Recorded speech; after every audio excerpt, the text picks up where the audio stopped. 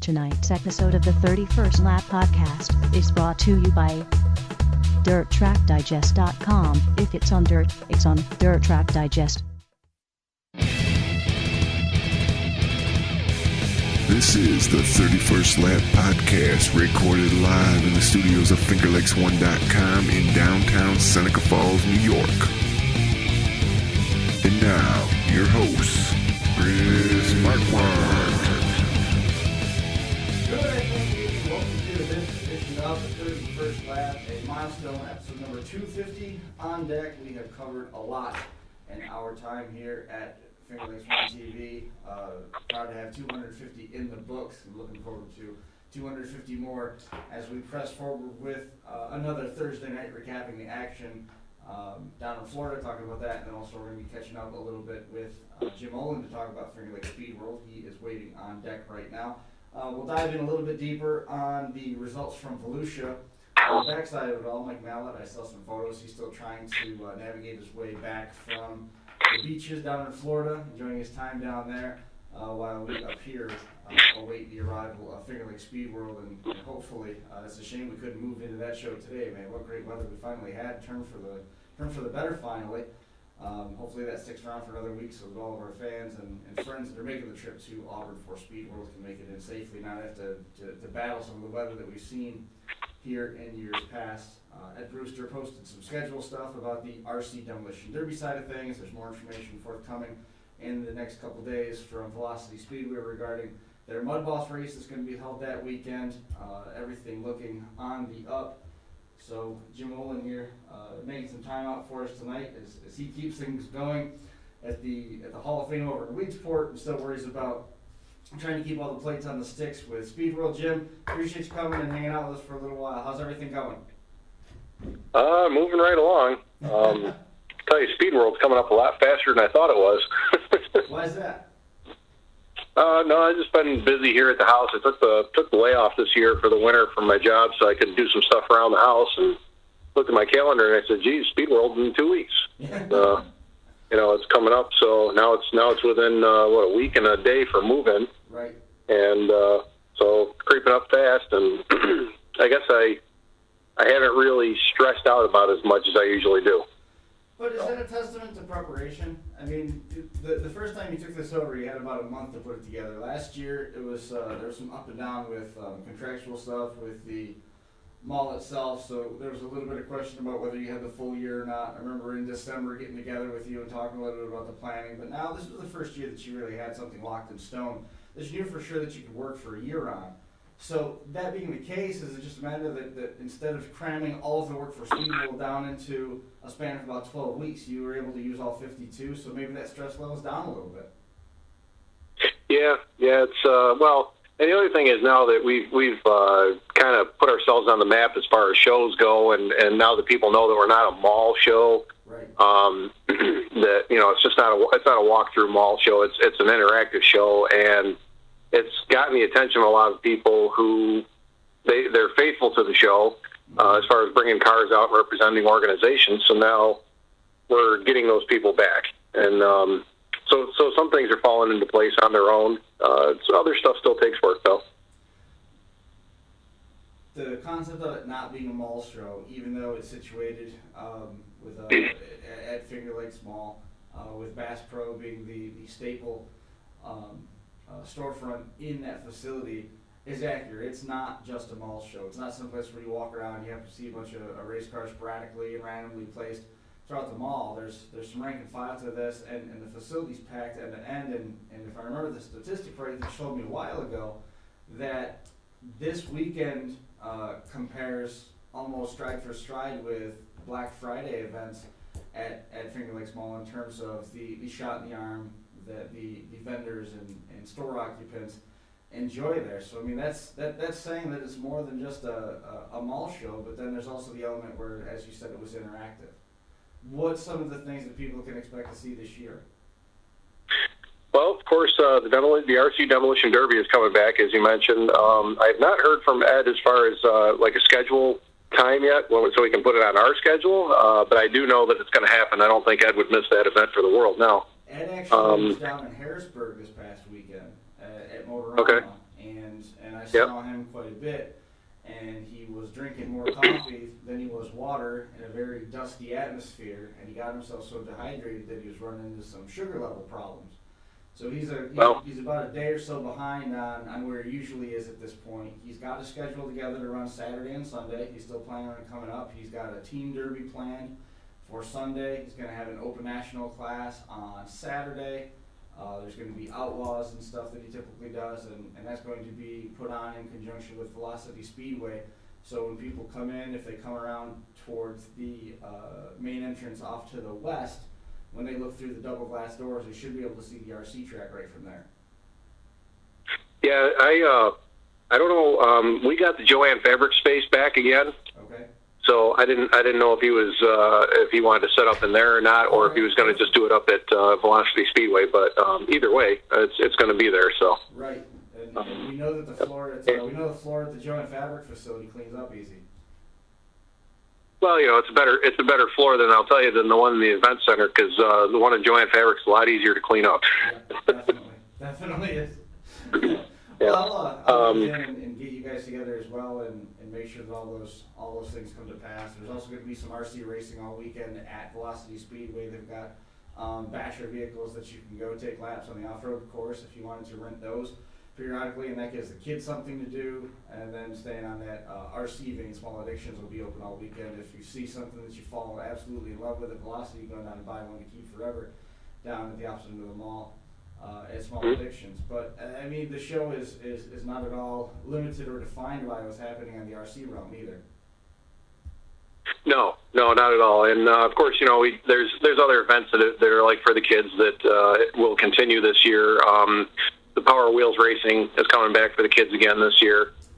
We wanted to do the Power Wheels raffle again this year, but we did not get Power Wheels, so can't raffle them off if we don't have them. Right.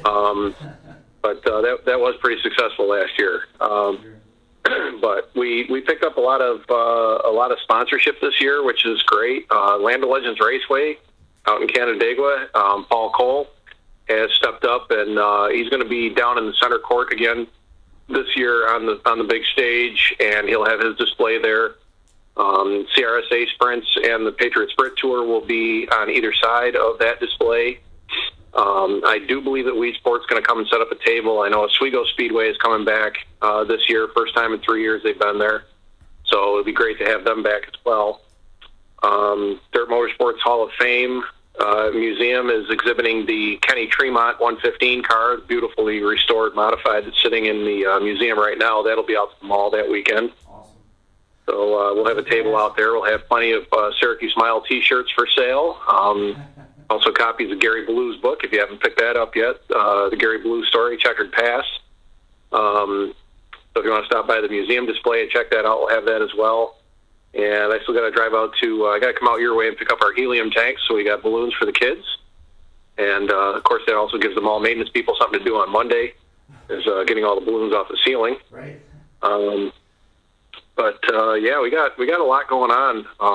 If you tuned into the webcast last night from inside the hall, we had on Tina Johnson, who is a pinup model who runs the organization for Parlor City Dolls down in the Southern Tier. Okay.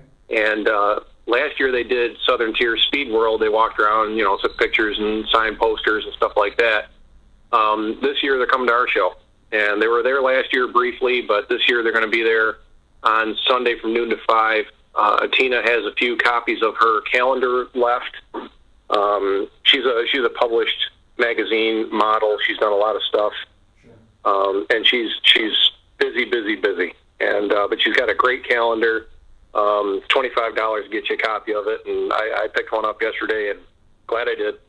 And but the girls from Parlor City Dolls will be there signing posters as well, and if they get enough of them together, we may have another pinup pageant like we did last year. So that attracted a lot of attention. That was fun. The Parlor City group came to the rescue last year, right? Yes, piled up at the last minute when there was some double booking Yeah, happening or whatever. we had another group that was supposed to handle the event, and they flaked out on me, and they ended up with they only got, I think, 2 or 3 people to show up, so they called in a panic. The woman that runs that group called in a panic to get somebody up there, and they drove up in a snowstorm from Oakdale Mall down in Binghamton there, drove all the way up to Auburn to appear at our show as well. So, and they'll be anything that they get for signing posters, donations, stuff like that is going to be donated to the Keys program. That's largely what these pinup model organizations do, is they donate their stuff to nonprofit organizations. Okay. So the Keys program, if you're not aware, is a program that provides days of respite for families that are dealing with childhood cancers and terminal illnesses and things like that. Sure. And they have what they call a smile experience. And the smile experiences that I deal with are with the USAC Quarter Midget Club, where they go to the tracks and they have their own quarter midgets that are governed down, and they let the kids go out and run them around the track. They supply safety equipment, everything like that. And, this is a chance for kids that would probably never have a chance to even sit in a race car to go out and just have some fun on the track.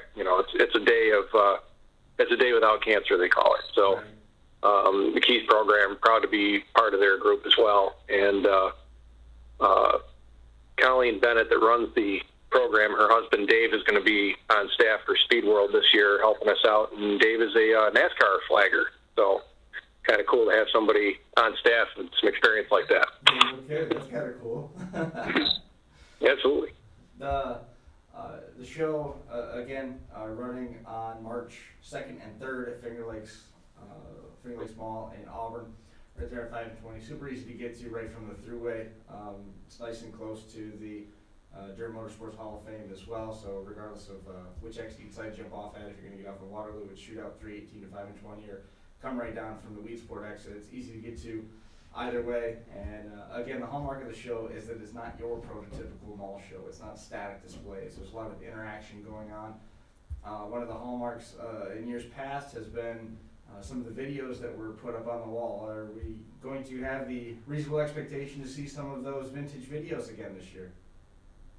I'm not 100% sure we're going to have we don't have the space for the racing theater anymore, because they actually put a store in there. But oh no.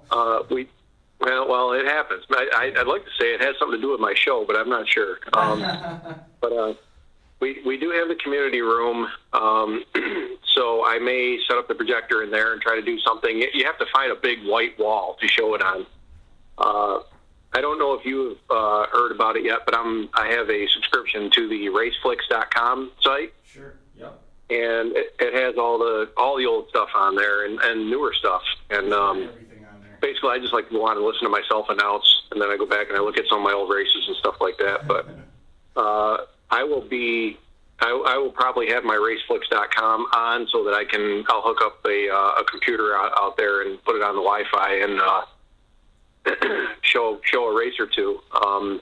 I'll tell you what, I got lost the other night on RaceFlix watching at the museum. I was sitting there watching Paradise Speedway about 1988, 89. Right. And just street stocks 3 wide down the back straightaway. It was just awesome. And that's why it breaks my heart when I go out there now. But that's raceflix.com is just a great resource, and their Thomas Video Productions is behind us for the mall show, and I do believe they're going to bring out a table and sell some of their stuff as well. Right. So that will be the heart of the race video thing that we've done in the past. Will be that this year. It's such a great addition. And raceflix.com, it's no small task what they've accomplished with that. You can go on there and you can watch racing from multiple decades, see some of the most historic and iconic races from history, and see right next to it is weekly racing from tracks that are potentially now closed or changed names. You can find stuff from Paradise, Dundee Raceway, which then became Black Rock, which then become at present Outlaw Speedway. The library that's on there is just amazing, and Thomas Videos, they're trying to stay current with what's going on. The days of the DVD have started to wane now, and moving to that online, on-demand format, I think is a great move. It's going to keep them right at the forefront, because I don't think anybody else has either the library, the time, or the ability right now to put that together and have it as seamless as it is. Yeah, it's an endeavor, and I can tell you the long conversation that I had with Matt Thomas was that they were waiting for the bandwidth really to become available in order to, because you can put all this stuff online, but if John Q. Public sitting at home on his laptop can't, or at his tablet or whatever else, can't watch it without it glitching really bad because there's no bandwidth to watch it on, then nobody's going to pay for it. Right. So, but they've gotten to the point where everything has become affordable, and it's an on-demand type service. So it's $9.99 a month, or you get the whole year for $100. And it's just I couldn't think of a better way to archive something like that, and for it to be an on-demand thing, so you don't have to wait for them to release a video here and there. And if you're a subscriber and you know them, I mean, they'll take requests to put something up there if you want to see it, and there's so much on there right now. And like I said, you start what they used to call it on YouTube, they're vining. You're watching this, and then you go to that, and you go to the other thing, and I watched 3 weeks worth of Paradise Speedway the other night, and like hours went by. So. So we've got Wii Sport coming out to be part of Finger Lakes Speedworld. We've got the Parlor City Gals that are coming up. The Dirt Motorsports Hall of Fame is going to have the Kenny Tremont car. Now that's different than the Kenny Tremont car that we saw at the Northeast Racing Products Trade Show. This is one of the vintage modifieds, correct? No, this is the same car. They had it at the Northeast Racing Products Show there. I think that the museum staff really felt that the car didn't really get any exposure there, and actually Kenny Tremont was there signing autographs for a while too, and I just think that they want to make sure that the car really gets out there and gets shown. And I will tell you another thing, and this is kind of an inside thing, is that cars that tend to get moved around to the shows are ones that are really easy to move. And I can tell you that moving Jamie Moore's car, the Champagne cart last year, was a nightmare because it doesn't push well, it doesn't steer well. You cannot pull the axles out of the car because of the way that the rear end is fabricated in that car. It sits about 3/4 of an inch off the ground, so it catches on everything. We had to build ramps to get it into the mall, build ramps to get it up the ramps into the mall. And it's a priceless piece of racing history, so you really can't damage it. But like the Pat Ward car, one person could push the Pat Ward car through the mall and put it in its place because it doesn't weigh anything and it rolls nice. Right. So, and the Kenny Tremont car, same way. So, that car will be there on display. We do have vintage cars coming. The Dirt Modified Nostalgia Tour, they hooked up with Paul Cole. Paul has the Land of Legends car that Greg Hickson drives. That car will be there on display, and Doug Elkin's daughter, Allie, will be on hand with the booth to talk a little bit about Dirt Modified Nostalgia Tour as she is starting out her racing career in a Nostalgia Modified for the 2019 season on their schedule. Very cool. I didn't realize that. That's neat. Very good. So I mean, you're running the gamut, and it's not limited just to circle track, right? I mean, you've got other stuff that's going to be there. In the past, you've had a heavy presence with go-karts. You've had a heavy presence with dirt bikes. There's been drag racing entities there in the past, and not even just limited to dirt track. There's been asphalt oval stuff, given the interest of Oswego. Right. Well, I know South Butler Nostalgia Drag. They've got a bunch of cars coming this year. Last year they had the Black El Camino. They had the Camaro, and they had I think there was a 60. There was a Mercury Cyclone, the red car they had there. That's actually on the cover photo for the Finger Lakes Speedworld page. And they brought those 3 cars out, and they got so much exposure out of the show because it's right in their area. Sure. And so that I think it gave them such a shot in the arm that there's so many guys that want to bring their cars out this year. And, of course, then when you see the Parlor City Dolls posing in front of, the cars from South Butler Nostalgia Drags, then you got to bring your car out if you want those pictures, right? That's right. There's only one place to There you go. Well, yeah, basically, because they don't come to the track. They would, but their summer schedule is as busy as ours is. Sure. And so they're doing car shows and everything else. And we do a fire truck show. It's antique fire apparatus, and we do it out in Fulton at Lake Neonawana, right by the park there. And that same weekend is the big Rat Rod show over off Route 57 in that park, okay. south of Fulton. And they were over there, and there was a lot of girls over there. And we were like, "Hey, you guys want to come over here and take pictures?" Like, nope, too busy. And we're talking like a 3-mile drive. So they do these photo shoots and stuff like that, and it's just crazy. That's why I'm so fortunate to have them come to our show, because again, they're only going to be there on Sunday, but it's so big to have that kind of exposure, because the stuff that they do is national. Right. So when they get published someplace for a picture, if they took at Finger Lakes Speedworld, it goes out everywhere. And then, of course, that comes back to, well, what's Finger Lakes Speedworld? Well, let me tell you all about it. Next thing you know, there they are. Is it getting easier to get racing entities involved with Finger Lakes Speedworld than it was at the get-go? I mean, you see this list of area tracks, and you see Oswego coming back. And in years past, Woodhull has been there.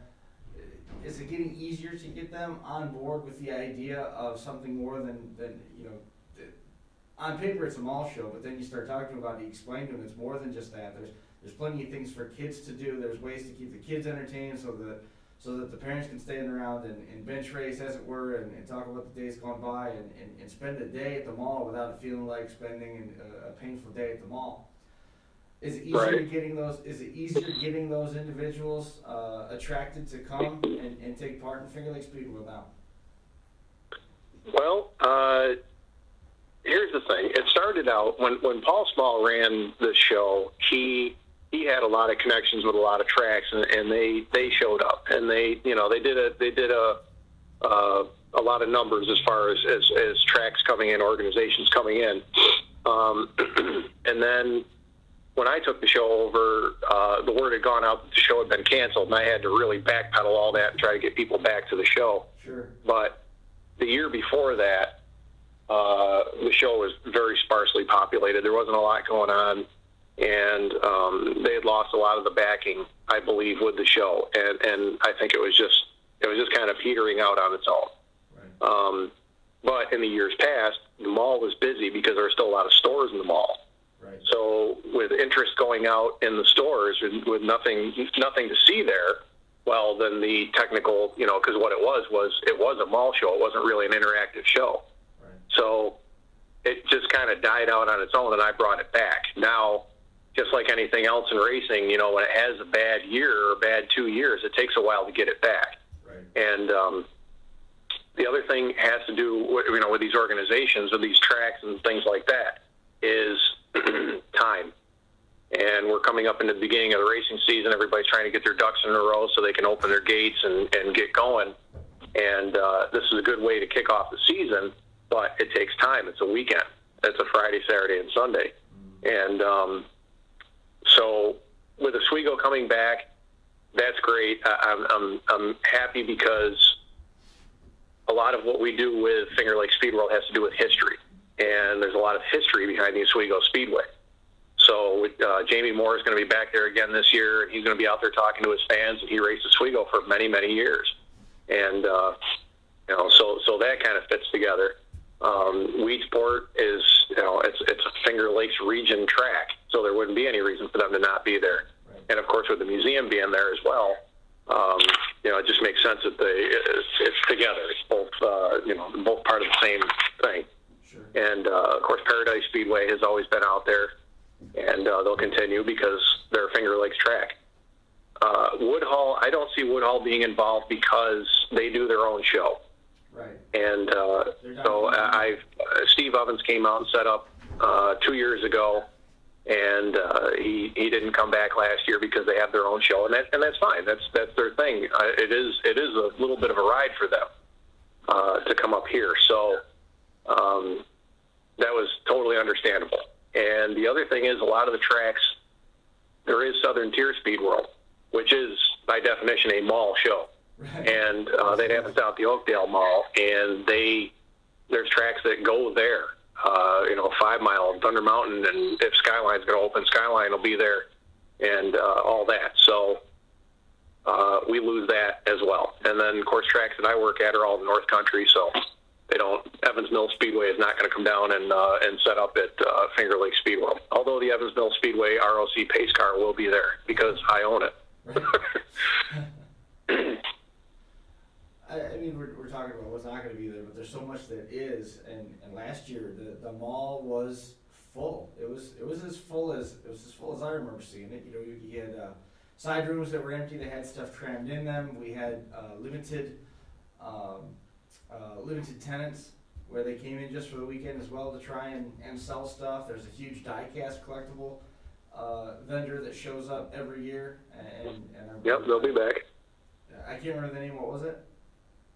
Oh, it's Frank and Judy Smith. They'll be back this year. They're already all packed up and ready to go. So they'll be coming out. And move-in night is planned for the 1st. It's going to be Friday.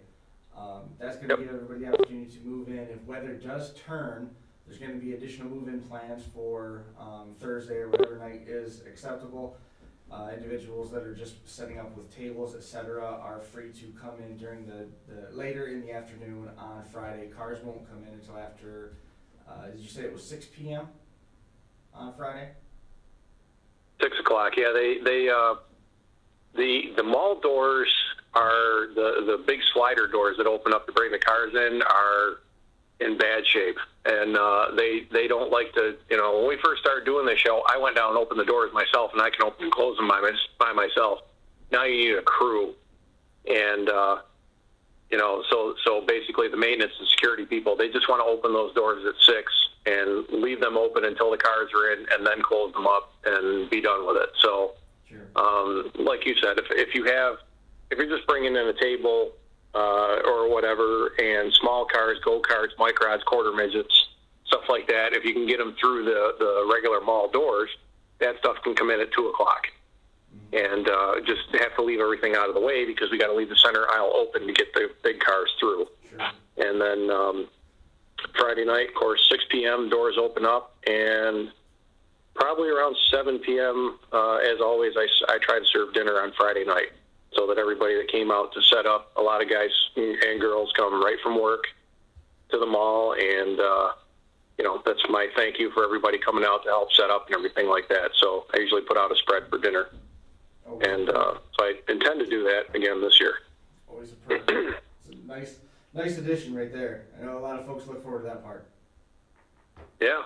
Well, I smoked racks of ribs last year in my smokers outside the Stephen Berry store there out and back. And I'll tell you what, once word got around that there was barbecue up there, it was gone. And, but we had a good time, and that's what it is. And that's why it's a family. It's a Finger Lakes Speedworld family. We're going to see a lot of the same people there every single year because we all stick together. We're a group. And, I know I don't even have to ask. I know Daryl Ruggles is bringing 2 cars out, and I talked to him, or John Melling talked to him yesterday, and he's bringing 2 cars out. But I already knew that because he comes every year. Sure. Dave Marcachilli loves this show. I don't know if I haven't heard from Dave, but do I assume he's going to push a car in the malls on Friday? Absolutely. Right. So that's just kind of a given. I roped in Ben Carlson last year, and he brought his cousin Eric along with him. And I got a rather in-depth lesson on the Carlson racing family history, and because their grandfather's car sits in the museum. Right. So both those cars will be back again this year too, Ben and Eric Carlson. So they're getting to be staples, and that's what I like to see. I don't care if it's the same people every single year because we get together and we party all weekend. Right on. and it's always a good show, always well attended. Jump on Facebook, very active Facebook page. You can find detailed schedules, other events that are happening through the course of the weekend at Finger Lakes Mall during Finger Lakes Speedworld. Again, move-in day is going to be the first. The show runs concurrent with mall hours on the second and the third. All that officials ask is that if you are there on Sunday, which hopefully everybody does stick around, that you wait until at least the later part of the afternoon to break down the tables, etc. Move out usually goes pretty quick. There's some extra hands around to help get those cars pushed out of the mall, much as they are on Friday, to get them moved in. What are the other things we need to know? I'm thrilled to hear that you've got some backing this year, because the getting the sponsorship and a little bit of help is certainly well past due, so that was good to hear. Paul Cole investing some effort into making this show stay on its feet is good to hear, and Land Legends justifiably going to be Century Court tied to that. What else did we miss, or do we need to know about as we get closer to this? I mean, we're only about 8 days away from moving. Yep. If you want to get measured for a fire suit from Highside Racewear, you need to come to my show, because it's the only one that Dave Axton's going to be at measuring for fire suits, because he doesn't do Motorsports Expo. So Highside Racewear will have a very prominent space right up in the center court area, probably by the stairs where he likes to be.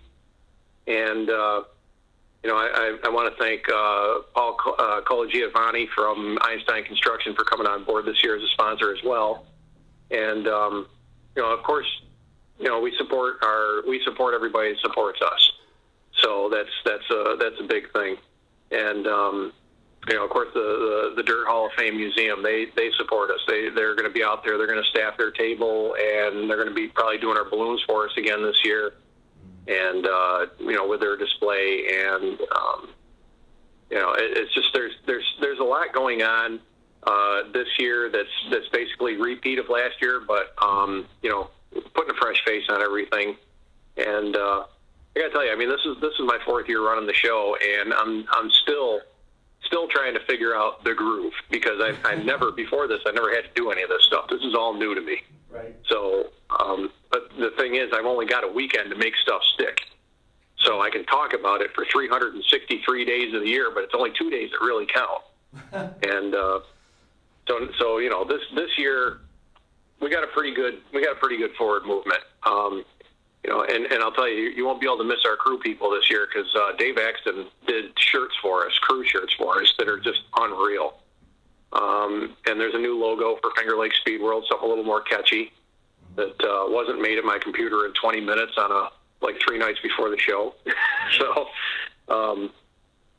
that's another addition this year. So it's just going to keep getting better and better. And as long as Finger Lakes Mall is still there, they're going to let us keep having the show, because we bring foot traffic into that mall. That is, like you said, outside of Black Friday, that's the busiest weekend that mall sees. So the only other thing that's going on at the mall that weekend is the event center is booked, and they're having a rabbit show there, whatever they do at rabbit shows. Mm-hmm.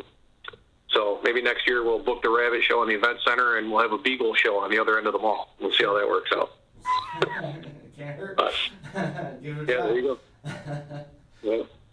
But no, we got a lot of cars coming in. I've been getting messages from people asking me, that they don't just want to come in; they want to be next to their buddy. And I'm like, well, I could put you next to your buddy, but you guys are all going to be in one spot, stuffed up in a wing someplace, because I can't put everybody next to your buddy. It doesn't work that way. But we try to keep groups together and things like that. I mean, Syracuse Microd Club, they had the whole entire west end of the mall last year.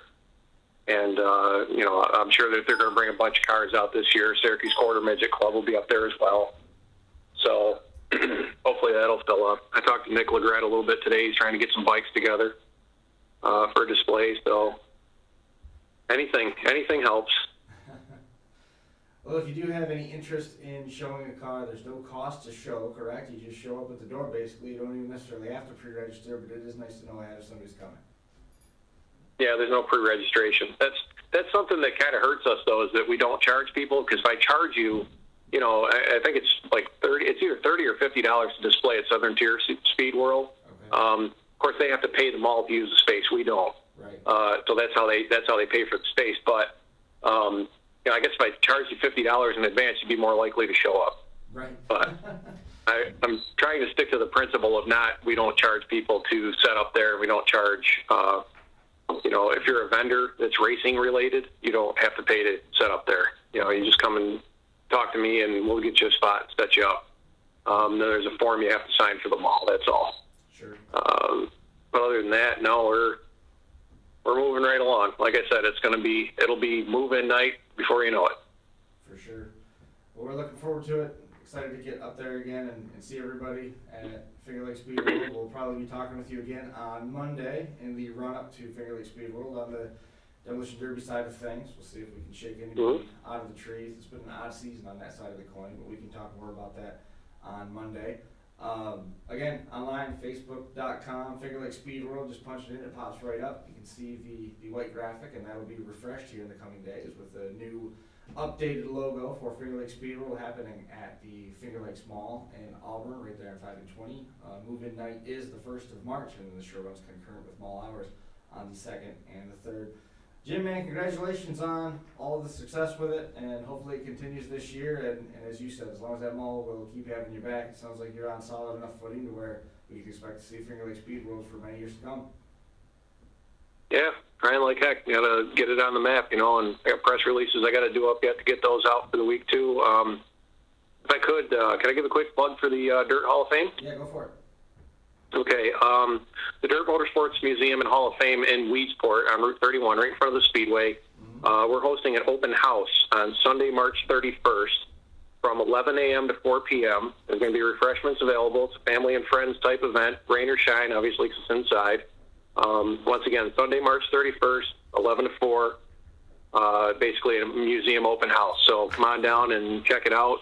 The staff will be on hand to do tours and come in and see some of the vintage race cars we have on display, and pick up your Syracuse Mile T-shirts. We got plenty, size medium through 3X. $20 will get you a shirt, and come on down. I'm probably going to do a live my Inside the Hall webcast. I'll probably do one that weekend on that day, probably in the morning before the open house opens up to kind of get people down there and do that. So. And I'm doing a live deal from Finger Lakes Speedworld as well, if I can find the bandwidth. That's your biggest challenge. We ended up having to bring a hotspot. I'm hoping that we'll have the hotspot turned back on by this weekend. I'm not going to guarantee it. If we do, then we'll be there, and I'll keep you posted on how that evolves as we get closer. Oh, good. I'll just pirate off of yours then. As I said, I'll keep you posted, and we'll work on whatever we have to. There you go. All right. All right. Well, thanks again for coming on the show and hanging out with us for a little while. I hope the show goes great, and we'll keep our eyes open for those updates as they come. And we'll, if nothing else, we'll see you coming up on Saturday the 2nd and Sunday the 3rd at Finger Lakes Speedworld at Auburn Mall. Yeah, thanks for having me on. I appreciate it. The publicity is good. Always welcome. All right. Thanks a lot, Jim. We'll talk to you soon. All right, thanks. There goes Jim Olin. A couple thoughts from Jim. As he weighs in and gets ready for the 4th edition of Finger Lakes Speedworld under his direction. So we finally had some racing action happening.